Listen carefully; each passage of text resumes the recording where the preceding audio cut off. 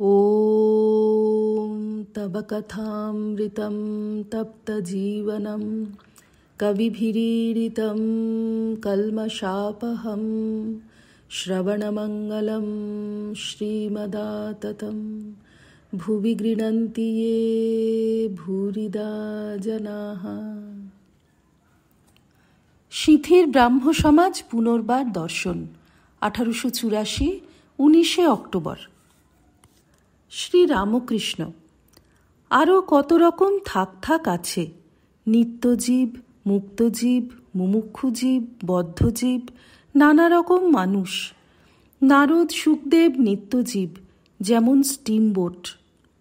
পারে আপনিও যেতে পারে, আবার বড় জীবজন্তু হাতি পর্যন্ত পারে নিয়ে যায়। নিত্যজীবেরা নায়েবের স্বরূপ, একটা তালুক শাসন করে আর একটা তালুক শাসন করতে যায়। আবার মুমুক্ষু জীব আছে, যারা সংসার জাল থেকে মুক্ত হওয়ার জন্য ব্যাকুল হয়ে প্রাণপণে চেষ্টা করছে। এদের মধ্যে দুই একজন জাল থেকে পালাতে পারে, তারা মুক্ত জীব। নিত্যজীবেরা এক একটা শেয়ানা মাছের মতো, কখনো জালে পড়ে না। কিন্তু বদ্ধজীব, সংসারী জীব, তাদের হুঁশ নাই, তারা জালে পড়েই আছে, অথচ জালে বদ্ধ হয়েছি এরূপ জ্ঞানও নাই। এরা হরিকথা সম্মুখে হলে সেখান থেকে চলে যায়, বলে হরিনাম মরবার সময় হবে, এখন কেন? আবার মৃত্যুশয্যায় শুয়ে পরিবার কিংবা ছেলেদের বলে, প্রদীপে অত সলতে কেন, একটা সলতে দাও, তা না হলে তেল পুড়ে যাবে। আর পরিবার ও ছেলেদের মনে করে কাঁদে আর বলে, হায়, আমি মলে এদের কি হবে? আর বদ্ধজীব যাতে এত দুঃখ ভোগ করে, তাই আবার করে। যেমন উটের কাঁটা ঘাস খেতে খেতে মুখ দিয়ে দরদর করে রক্ত পড়ে, তবু কাঁটা ঘাস ছাড়ে না। এদিকে ছেলে মারা গেছে, শোকে কাতর, তবু আবার বছর বছর ছেলে হবে। মেয়ের বিয়েতে সর্বশান্ত হলো, আবার বছর বছর মেয়ে হবে। বলে, কি করব, অদৃষ্টে ছিল। যদি তীর্থ করতে যায়, নিজে ঈশ্বর চিন্তা করবার অবসর পায় না, কেবল পরিবারদের পুঁটুলি বইতে বইতে প্রাণ যায়। ঠাকুরের মন্দিরে গিয়ে ছেলেকে চরণামৃত খাওয়াতে, গড়াগড়ি দেওয়াতেই ব্যস্ত। বদ্ধজীব নিজের আর পরিবারদের পেটের জন্য দাসত্ব করে, আর মিথ্যা কথা, প্রবঞ্চনা, তোষামোদ করে ধন উপায় করে। যারা ঈশ্বর চিন্তা করে, ঈশ্বরের ধ্যানে মগ্ন হয়, বদ্ধজীব তাদের পাগল বলে উড়িয়ে দেয়। সদরওয়ালার প্রতি, মানুষ কত রকম দেখো, তুমি সব এক বলছিলে, কত ভিন্ন প্রকৃতি, কারু বেশি শক্তি, কারু কম।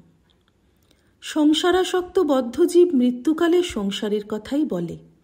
বাহিরে মালা জপলে, গঙ্গা স্নান করলে, তীর্থে গেলে কি হবে?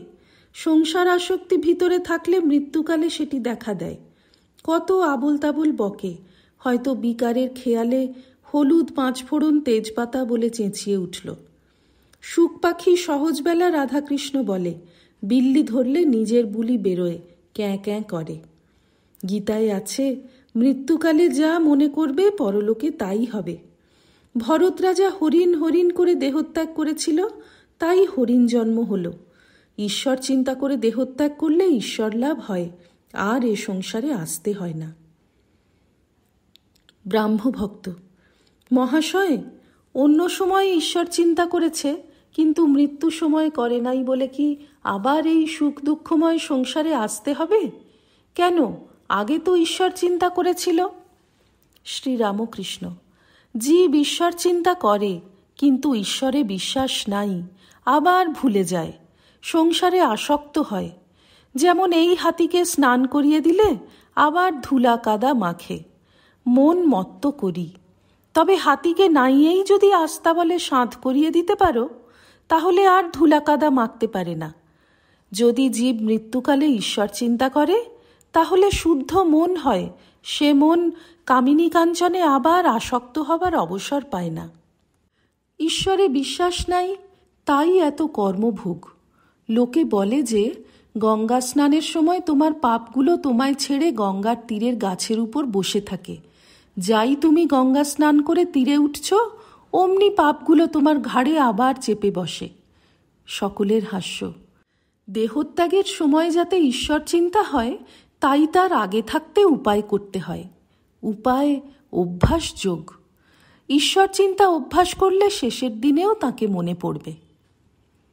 ব্রাহ্মভক্ত: বেশ কথা হলো, অতি সুন্দর কথা। শ্রীরামকৃষ্ণ: কি এলোমেলো বকলুম, তবে আমার ভাব কি জানো? আমি যন্ত্র, তিনি যন্ত্রী। আমি ঘর, তিনি ঘরণী। আমি গাড়ি, তিনি ইঞ্জিনিয়ার। আমি রথ, তিনি রথী। যেমন চালান তেমনি চলি, যেমন করান তেমনি করি। সপ্তম পরিচ্ছেদ। ত্রৈলোক্য আবার গান গাহিতেছেন, সঙ্গে খোল করতাল বাজিতেছে। শ্রীরামকৃষ্ণ প্রেমে উন্মত্ত হইয়া নৃত্য করিতেছেন। নৃত্য করিতে করিতে কতবার সমাধিস্থ হইতেছেন। সমাধিস্থ অবস্থায় দাঁড়াইয়া আছেন, স্পন্দহীন দেহ, স্থির নেত্র, সহাস্য বদন। কোনো প্রিয় ভক্তের স্কন্ধদেশে হাত দিয়ে আছেন। আবার ভাবান্তে মত্ত মাতঙ্গের ন্যায় নৃত্য। বাহ্যদশা প্রাপ্ত হইয়া গানের আখর দিতেছেন। নাচো মা, ভক্তবৃন্দ বেড়ে বেড়ে, আপনি নেচে নাচাও গোমা। আবার বলি, হৃদি পদ্মে একবার নাচো মা, নাচো গো ব্রহ্মময়ী সেই ভুবন মোহন রূপে। সে অপূর্ব দৃশ্য। মাতৃগত প্রাণ প্রেমে মাতোয়ারা সেই স্বর্গীয় বালকের নৃত্য। ব্রাহ্মভক্তেরা তাহাকে বেষ্টন করিয়া নৃত্য করিতেছেন, যেন লোহাকে চুম্বুকে ধরিয়াছে। সকলে উন্মত্ত হইয়া ব্রহ্মনাম করিতেছেন, আবার ব্রহ্মের সেই মধুর নাম মা নাম করিতেছেন।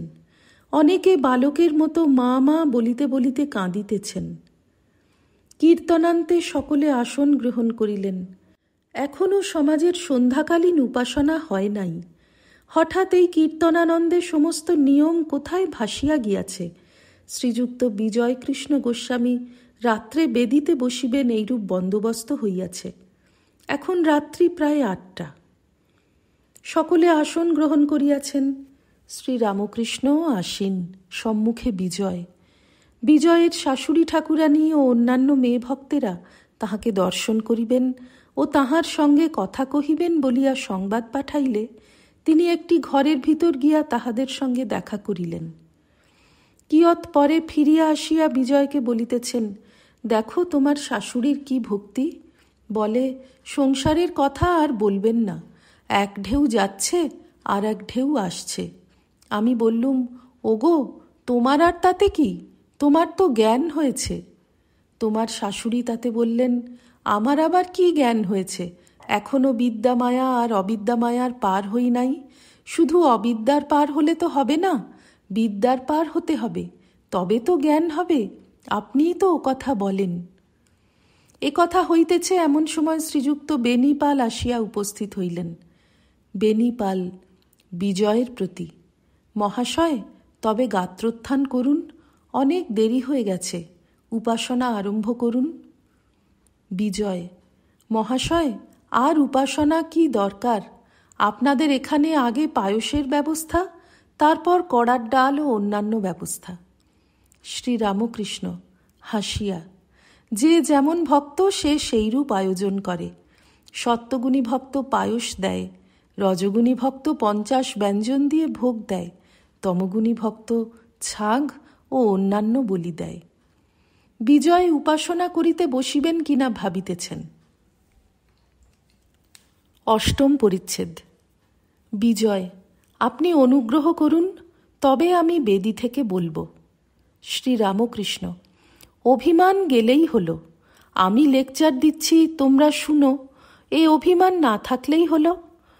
অহংকার জ্ঞানে হয় না অজ্ঞানে হয়? যে নিরহংকার তারই জ্ঞান হয়। নিচু জায়গায় বৃষ্টির জল দাঁড়ায়, উঁচু জায়গা থেকে গড়িয়ে যায়। যতক্ষণ অহংকার থাকে ততক্ষণ জ্ঞান হয় না, আবার মুক্তিও হয় না। এই সংসারে ফিরে ফিরে আসতে হয়। বাছুর হাম্বা হাম্বা করে, তাই অত যন্ত্রণা। কষায়ে কাটে, চামড়ায় জুতা হয়, আবার ঢোল ঢাকের চামড়া হয়, সে ঢাক কত পেটে, কষ্টের শেষ নাই। শেষে নাড়ি থেকে তাঁত হয়, সেই তাঁতে যখন ধুনুরির যন্ত্র তৈয়ার হয় আর ধুনুরির তাঁতে তুহু তুহু বলতে থাকে, তখন নিস্তার হয়। তখন আর হাম্বা হাম্বা বলছে না, বলছে তুহু তুহু, অর্থাৎ হে ঈশ্বর, তুমি কর্তা, আমি অকর্তা, তুমি যন্ত্রী, আমি যন্ত্র, তুমিই সব। ওম নিরঞ্জনম নিত্যমনন্তরূপং ভক্তানুকম্পাধৃতবিগ্রহং বৈ ঈশাবতারং পরমেশমিড্যং তং রামকৃষ্ণং শিরসা নমামঃ। শ্রীরামকৃষ্ণার্পণমস্তু।